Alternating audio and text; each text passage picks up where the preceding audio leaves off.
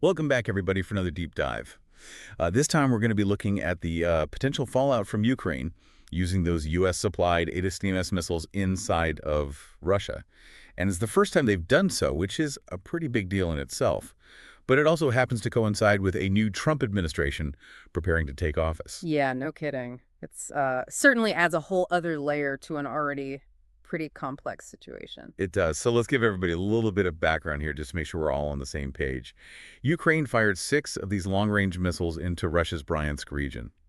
Now, Russia says they shot down 5 of them and that only 1 got through, causing some minor damage to a military facility. But honestly, the damage itself isn't really the point, is it? No, not really. It's more about the message it sends and what it could mean for the future. You know what this could lead to? We have to remember this comes after months and months of Ukraine really pushing for these missiles and Russia making it crystal clear that they see using them as a huge no-go. And just to make things even more tense, Russia decided to update its nuclear doctrine not that long ago. Basically, what they did is they lowered the bar for when they might actually think about using nuclear weapons. Exactly. And what makes this even more worrying is that Doctrine specifically says any conventional attack that they see as a threat to their existence, especially if it's backed by a nuclear power like the U.S., well, that could be all it takes for them to think about a nuclear response. So you can just imagine how Trump and his allies are reacting. They're already out there saying the Biden administration is trying to box Trump in before he even gets started and maybe even drag the U.S. into a much bigger conflict. And it's not like their concerns are completely out of left field. I mean, Trump's inheriting a situation that's already incredibly volatile. He's been saying all along that he wants to end the war in Ukraine, but this attack, well, it throws a pretty big wrench into those plans. Doesn't it, though? So where does that leave Trump? What are his options here? Does he keep sending those long-range missiles to Ukraine and risk making things even worse with Russia? Well, that's definitely one path he could take. But it's a risky one. It might send the signal to Russia that the U.S. is all gung-ho about escalating things, and that could push them closer to actually doing something drastic. Okay, so what about the opposite approach? Could Trump just cut off the ATACMS supply altogether and signal that U.S. policy is changing? He could, but that comes with its own set of risks, too. Ukraine would probably see it as a huge betrayal, and it could really hurt their ability to defend themselves. On top of that, it might make Russia bolder and damage how other countries see the U.S. It sounds like no matter what he does, there are some serious consequences. He's really stuck between a rock and a hard place. You've got it. And this is one of those classic foreign policy dilemmas where there are no easy answers. It's a delicate balancing act. You have to support Ukraine while also making sure things don't get out of hand with Russia. Right. And let's not forget about how all of this is playing with U.S. allies. They're definitely paying attention to how Trump handles all of this. Oh, absolutely. Some of them, especially those in Eastern Europe who are right next door to Russia, are going to want to see continued and maybe even stronger support for Ukraine.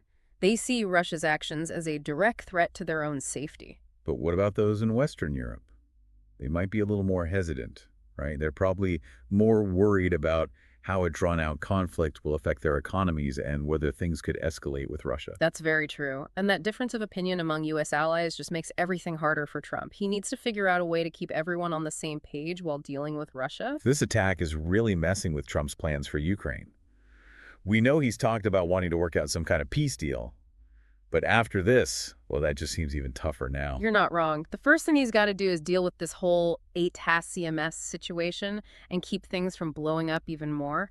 Only then can he even start thinking about a bigger peace process. It sounds like the stakes are incredibly high for the new Trump administration. This attack has basically created a diplomatic minefield that he has to navigate very carefully. I'd say that's a pretty good way to put it. How he handles this is going to define his early presidency. And it's going to have a lasting impact on how the war plays out, how the U.S. and Russia deal with each other, and even global security. We've talked about what happened and some of the immediate consequences, but let's really dig into what this attack could mean in the long run. This whole thing really shows just how tough it's going to be for Trump to do what he said he wanted to do about the war in Ukraine. Yeah. I mean, every move he makes now, it's going to send ripples all over the world. You mentioned what he wants to do a couple of times now. What exactly is that agenda of his when it comes to this whole conflict? Well, he's been pretty clear that he wants to see the war end, and he wants it to end quickly. Yeah. He's been saying that it's draining the U.S., it's taking up resources and attention that could be used elsewhere, and that getting involved isn't really helping the U.S. in the long run. Yeah, and I remember during his campaign, he even suggested that he might recognize some of Russia's claims to Ukrainian territory as part of a peace deal. That didn't exactly go over well with everyone. No, it didn't. And that just shows you how tricky this whole situation is for him. There's a whole group within his own party, not to mention a lot of foreign policy experts who think that giving anything to Russia is just asking for trouble. They say it'll just encourage Putin to keep pushing and taking even more in the future. So how does this attack make things harder for Trump and his plans? Well, in a few ways. For one thing, it raises the stakes, like way higher. Before the attack, there was at least a chance that the U.S. could quietly back away a little bit and try to get everyone to the negotiating table.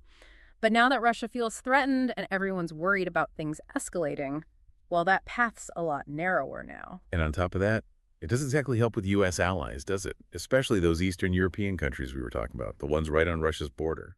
They're already on edge, and this attack just proves to them that Putin won't stop until he gets what he wants. Exactly. They're going to want the U.S. to step up even more, give more military aid, give more guarantees. And if Trump doesn't look like he's got Ukraine's back, it could cause some serious cracks in NATO. And that's the last thing anyone needs right now. And it's not just on the international stage either. This attack is stirring up things back home in the U.S., too. There's more debate now than ever about how involved the U.S. should even be in all of this. Absolutely. There's always been a group of people in the U.S. who are really hesitant about getting mixed up in foreign wars. They say the U.S. should focus on its own problems and not get dragged into a fight that could get completely out of control. And this attack, well, it's giving them more fuel for their argument. So it's like Trump's getting squeezed from both sides, allies who want him to be tough on Russia, and people back home who are more and more skeptical about U.S. involvement. That's the reality of foreign policy, trying to make everyone happy both at home and abroad while dealing with a situation that's volatile and completely unpredictable. It all goes back to how Trump does diplomacy, doesn't it? That whole transactional approach. He's going to have to figure out what he can offer, what compromises he can make to keep everyone on his side. That's right. He might try to satisfy those who want him to be tougher by giving Ukraine even more military support. But then he's also got to find a way to reassure Russia that he doesn't want to see things escalate even further. Sounds like he's walking a tightrope blindfolded and juggling chainsaws at the same time. It's a tough spot, no doubt. But one thing's for sure, how Trump handles this is going to have a huge impact. It'll affect the war in Ukraine, the relationship between the U.S. and Russia, and global security as a whole. It seems like no matter what he does, it could blow up in his face. Is there anything he could do to get out of this mess without making things even worse? Well, that's the million-dollar question.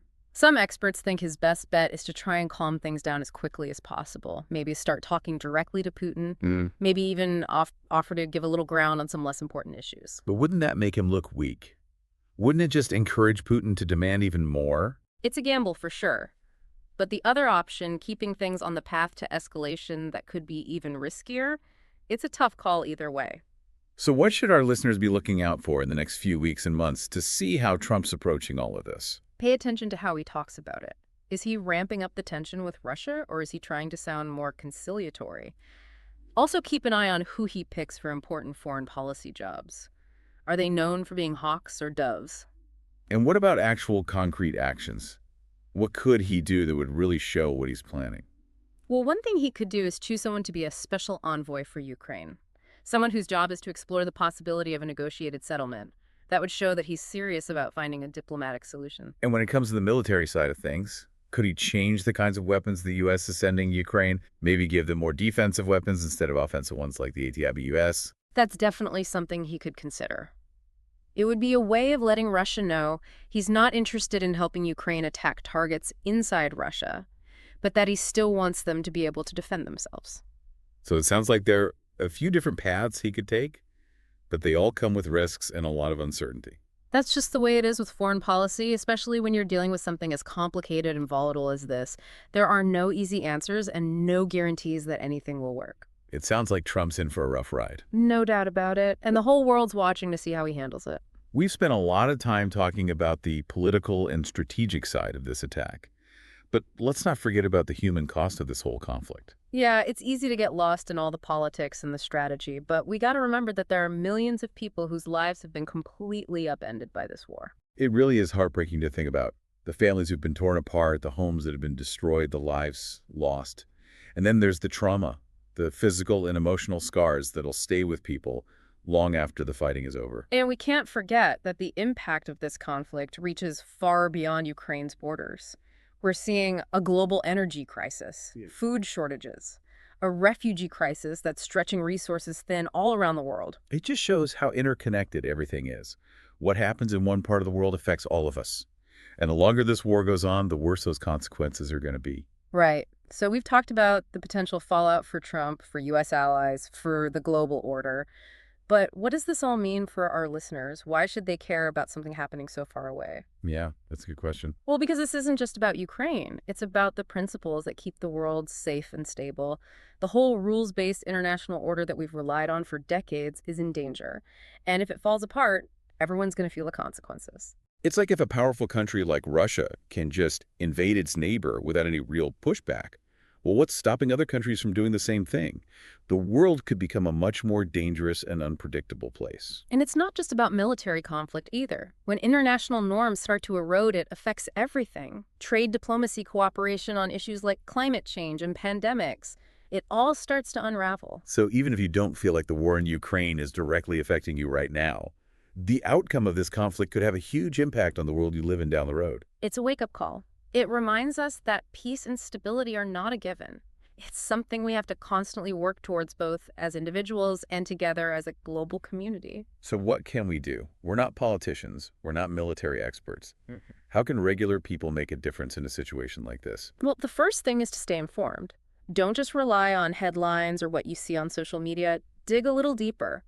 Seek out different perspectives. Really think critically about the information you're taking in and then form your own conclusions. That's good advice. And once you're informed, talk about it. Have real conversations with your friends, your family, your community.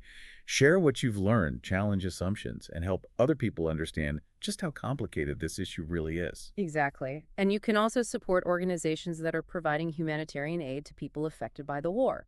Every little bit counts. And never underestimate the power of simply raising awareness. The more people who understand the human cost of this conflict, the more pressure there will be on those in power to find a peaceful solution. Well, I think that about wraps things up for this deep dive. We've peeled back the layers of this incredibly complex situation, explored the potential consequences, and really encouraged you, our listeners, to think critically. We've tried to give you the information and tools you need to make sense of it all. And remember, even when things seem really bleak, there's always hope. History is full of examples of people coming together to overcome challenges that seemed impossible. And if we learn from the past, if we work together, we can build a more peaceful and just future for everyone. Absolutely. Couldn't have said it better myself. So thanks for joining us on this deep dive. We hope you've come away with a better understanding of this crucial moment in history. And we hope you'll stay engaged, stay informed, and stay hopeful. We'll see you next time.